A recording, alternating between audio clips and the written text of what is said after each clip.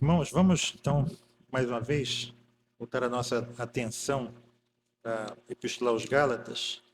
Eu gostaria de ler os versículos 11 a 15 do capítulo 1, novamente. Diz assim o texto: Mas faço-vos saber, irmãos, que o evangelho que por mim foi anunciado não é segundo os homens, porque não o recebi nem aprendi de homem algum, mas pela revelação de Jesus Cristo. Porque já ouvistes qual foi antigamente a minha conduta no judaísmo, como sobremaneira perseguia a igreja de Deus e a assolava. E na minha nação excedia em judaísmo a muitos da minha idade, sendo extremamente zeloso das tradições de meus pais. Mas quando aprove a Deus, que desde o ventre de minha mãe me separou e me chamou pela sua graça, 16 também, revelar seu filho em mim. Até aí. Né? Então, lembranças aqui das semanas anteriores, principalmente da semana anterior. Né? Esses versículos aqui em questão, eles estão ligados ao anátema, né, que foi proferido pelo apóstolo Paulo nos versos 8 e 9. Paulo diz que o evangelho que ele anuncia não é um evangelho segundo os homens. O evangelho segundo os homens leva o anátema de Paulo a quem anuncia. Né? Então, lembre-se que o apóstolo Paulo ele usa essa palavra muito dura, né? É duríssima essa palavra muito solene, não aos sacerdotes pagãos, né? Não aos ateus, não usa contra os pregadores budistas, shintoístas, hinduístas, nem contra os pregadores muçulmanos. Essa palavra, né, é lançada a homens que se diziam pregadores do Evangelho de Nosso Senhor Jesus Cristo. Né? Então, essas palavras são muito solenes, muito sérias. Né? Paulo está como que nos dizendo que a natureza do Evangelho, que o teor da mensagem que nós pregamos não pode de maneira nenhuma, irmãos, ser alterada sem consequências. A gente precisa prestar muita atenção nisso. A responsabilidade de pregar o Evangelho conforme a Escritura o apresenta é muito séria, é muito grande. Né? O Evangelho de Jesus ele não pode ser mesclado, misturado com elementos humanos. Ele está dizendo aqui, o Evangelho é uma revelação de Jesus Cristo. Né? E Paulo, como vimos na semana passada, ele usou ele mesmo, a história da vida dele, para ilustrar certos princípios que são absolutamente fundamentais, que são irremovíveis no Evangelho de Jesus. Nós vimos que os versículos 13 e 14, ventilador é uma coisa séria, né? Sem ventilador, calor, com ventilador, a Bíblia. Os versículos 13 e 14, ele mostra aqui, né, vocês abram aí, que a vida pregressa do apóstolo Paulo não pode de maneira nenhuma explicar a conversão de Paulo à fé cristã. Vimos isso, não é? Ele não se converteu à fé cristã por ver beleza no cristianismo e não se converteu à fé cristã por, de alguma forma, estar inadequado na sua própria fé. Né? Ou seja, Paulo está dizendo que não existe nenhuma explicação humana para a própria conversão dele. Né? Não existe também, irmãos, com base nisso, nenhuma explicação humana para qualquer conversão de qualquer cristão. Então, a gente vê isso. E os versos 13 e 14, eles nos conduzem aqui ao verso 15 e a primeira frase do verso 16. Né? Ou seja, o que Paulo está nos ensinando aqui? Que a explicação para a conversão dele não está nele mesmo, mas está em Deus. É isso que a gente precisa prestar muita atenção. Então, as frases aqui que a gente precisa destacar. Mas quando aprove a Deus. Lembra na semana passada? Mas quando Deus ouve por bem. mas quando Deus decidiu, mas quando Deus determinou. A gente pode substituir esse aprove por todas essas palavras.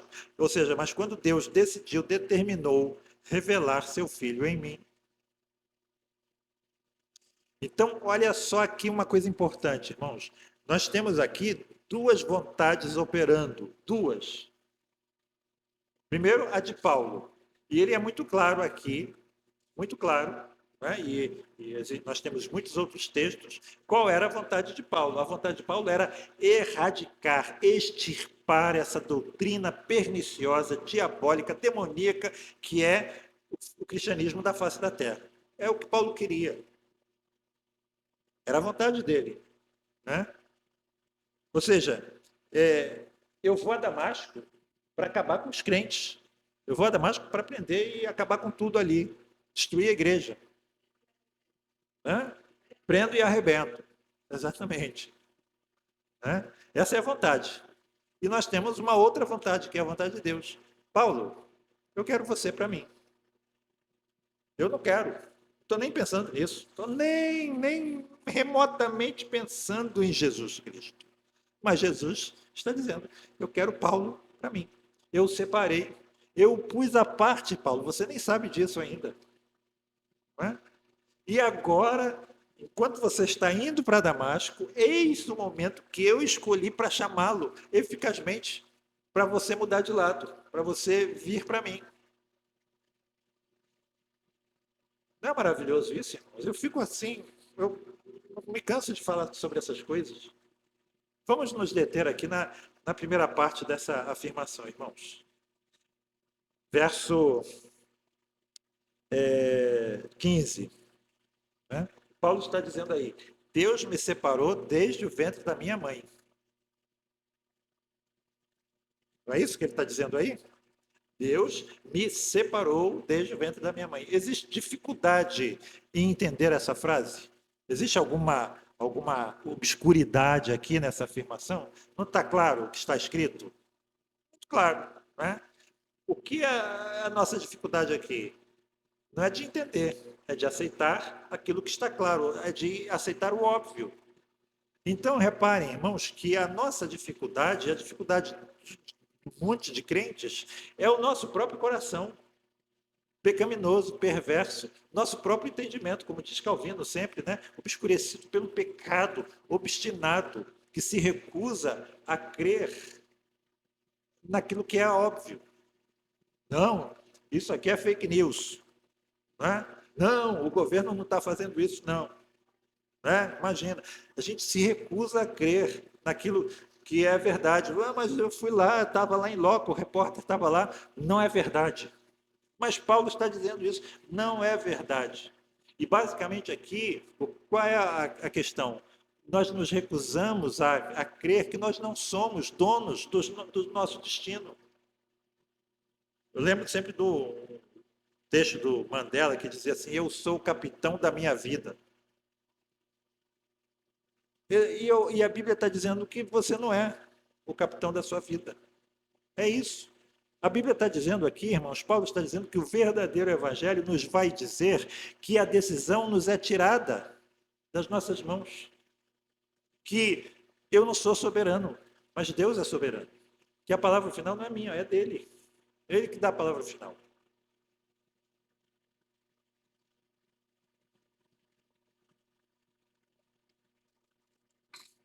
E é evidente, né? Muita gente diz assim, essa questão da doutrina da predestinação só tem um ou dois versículos, né? Gálatas, Efésios, né? Para que a gente não tenha dúvidas, eu tirei aqui só alguns, né? Alguns outros textos que vão afirmar a mesma coisa, rapidamente, né? Para a gente não perder muito tempo. 2 Timóteo 1, 8, 9, onde o apóstolo Paulo fala do, abre aspas, evangelho segundo o poder de Deus que nos salvou e nos chamou com santa vocação, palavras-chave, né? Chamar vocação, não segundo as nossas obras, mas segundo o seu próprio propósito e graça.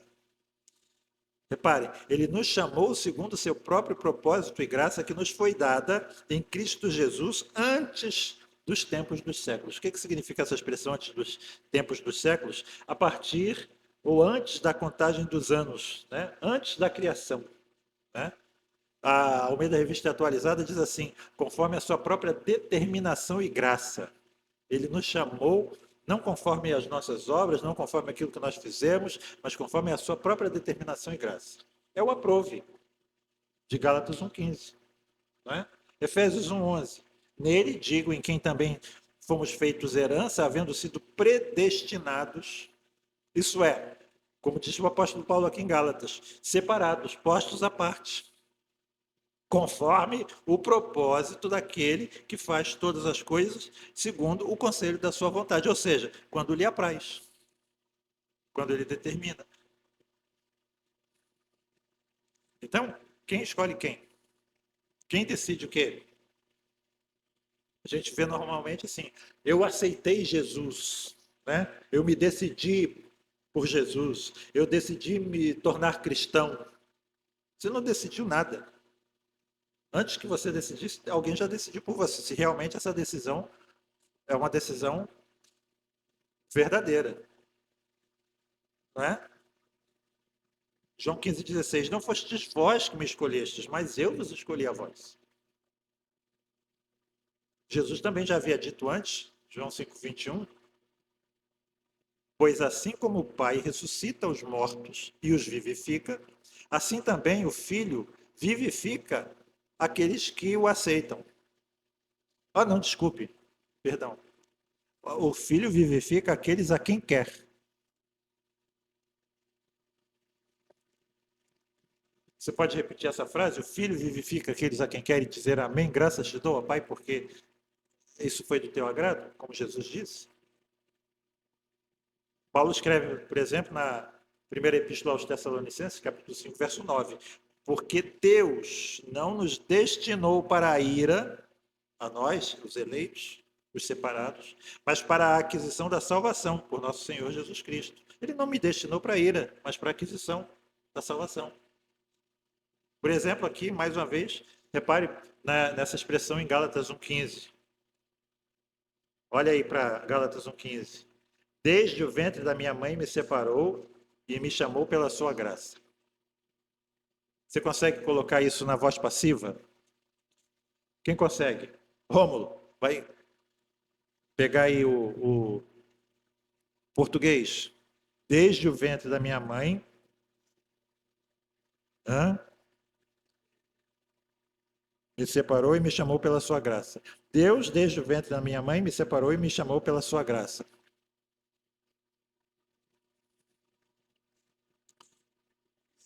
Isso. Uhum, isso. Repare, eu fui separado e fui chamado por Deus. Eu fui separado e fui chamado por Deus. Agora abram aí em Romanos 9:11. Né? Paulo está aí falando de Esaú e de Jacó. E ele escreveu assim: porque não tendo eles ainda nascido, nem tendo feito bem ou mal. E repare agora a explicação de Paulo entre parênteses. Repare que ele faz questão de interromper um pouquinho a sua afirmação, né, e fazer uma afirmação. Ele explica, né, que Esaú e Jacó ainda não haviam nascido. E por que ele quis deixar esse fato claro? Ele diz aí. Por quê? Exatamente. Ou seja, Paulo não quis nos deixar em dúvida com relação a isso. Né? Paulo quer que a gente saiba exatamente que isso aconteceu para que o propósito de Deus, segundo a eleição, ficasse firme, ou seja, ficasse estabelecido, ficasse claro. Né? E segue-se aí, né, a detalhada explicação de Paulo nos versos 13 a 24 com relação a essa doutrina da eleição. Na realidade, ele está explicando a doutrina da eleição, começa desde o capítulo 1 e termina lá no capítulo 11.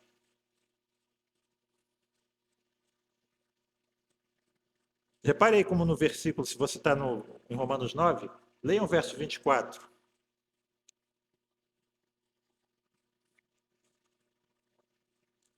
Quem lê, por favor, o verso 24 de Romanos 9?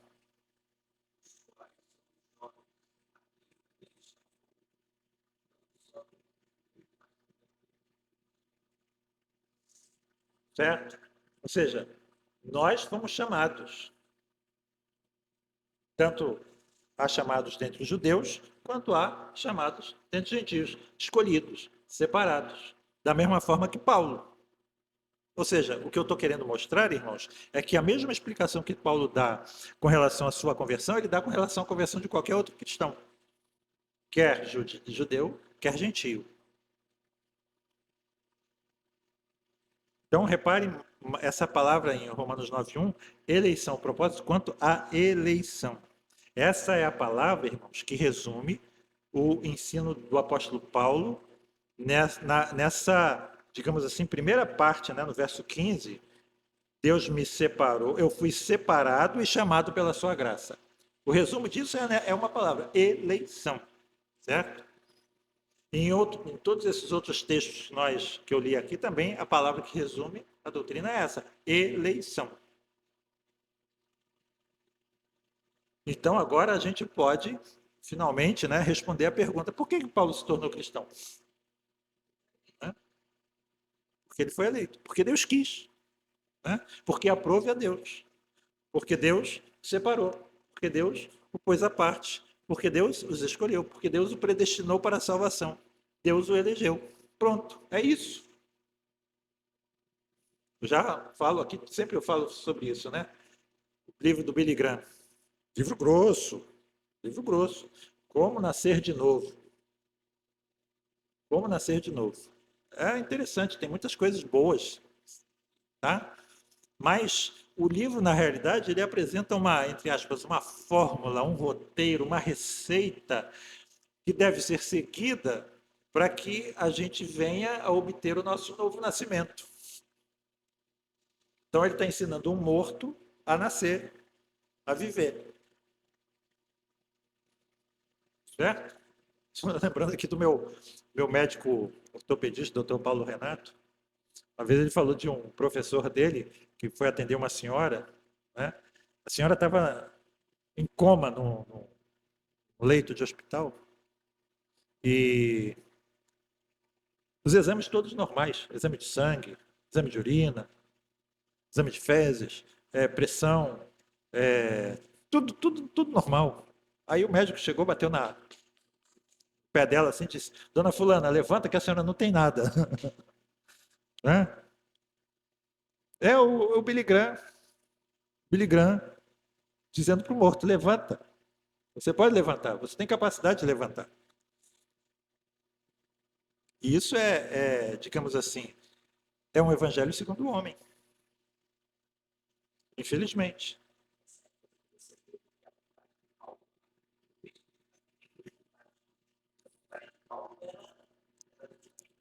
Aham. É, é, aham.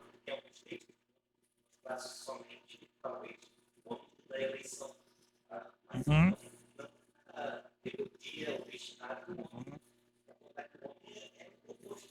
Aham. E reparem que o apóstolo Paulo ele diz isso frequentemente, o tempo todo. A vontade a carne milita contra o espírito milita contra a carne.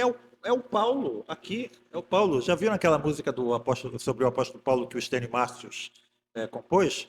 O meu cunhado Kleber, Deus o tenha, gostava muito dessa música, porque até quando na conversão a música muda, sabe? Ele está fazendo uma música assim, como se fosse um negócio é, imperioso, violento, de repente muda, o apóstolo Paulo se converte assim e a música muda. Né? Mudou. É isso. Né? Paulo estava indo na direção contrária e a única direção que Paulo podia ir era essa, militar contra o Espírito. Né? Então a gente tem essas coisas, 4 passos para a salvação, tudo receita. Então, qualquer fórmula, irmãos, qualquer fórmula que a gente apresente, como nascer de novo, né, é inútil. Inútil. Por quê? Porque o homem não pode, ele não quer, ele não vai nunca. Né? operar esse milagre em si mesmo, né? Não tem como. E o que Paulo está nos ensinando aqui é que o Evangelho, segundo Deus, nos mostra que o homem, como ele mesmo era, é inteiramente inerte, passivo. Ele não esperava nada disso, né? Até que Deus vai e vivifique o homem. Aí sim o homem começa a buscar a Deus. Aí sim o homem começa a ficar inquieto. Aí sim o homem começa a prestar atenção em certas coisas que ele não prestava antes. Então, a gente ouve essas pessoas, né? Arrependa-se, você vai nascer de novo. Mas o Evangelho, segundo Deus, diz o quê? Você vai ser primeiro vivificado. Você primeiro vai nascer de novo. E depois você vai ter a capacidade de se arrepender. E depois você vai ter a fé. Né? Então, se nós entendermos isso, nós somos bem-aventurados. Porque não foi a carne e o sangue que nos revelou isso. Foi o próprio Deus. Né? Terminando, irmãos. Vou ler aqui alguns versículos. Tiago 1,18. Segundo o seu querer, ele nos gerou pela palavra da verdade. E o que é esse gerar aqui? É exatamente, ele efetuou o novo nascimento em nós, segundo o seu querer. Não foi eu que quis. Eu não posso querer. Eu estou morto nos meus delitos e pecados. Eu milito contra o Espírito. Né? Eu fujo de Deus. Então, foi ele que quis. Filipenses 2,13. Porque Deus é quem efetua em vós, tanto o querer. Por que eu quis? Por que eu me voltei para Cristo? Porque Deus efetuou em mim esse querer, essa vontade. Quanto o realizar. Lembra do filho pródigo? Quantos empregados na casa do meu pai têm pão e eu aqui, eu vou me levantar, vou voltar para a casa do meu pai e eu vou dizer para o meu pai, pai, pequei contra os céus e contra ti. Já não sou digno de ser chamado teu filho, trata-me como dos teus trabalhadores. Ele quis, mas ele podia não ter efetuado o querer dele, mas ele levantou e foi. Então ele quis e foi. Deus é que faz isso. Ele opera em mim esse querer, essa vontade e a capacidade de efetuar aquilo que está dentro de mim, essa vontade. Salmo 65, 4. Bem-aventurado, feliz, extremamente feliz, né? Diz o salmista, aquele a quem escolhes e aproximas de ti. Por que nós chegamos perto de Deus? Está aqui. Nós somos bem-aventurados porque Deus me escolheu e me aproximou dele.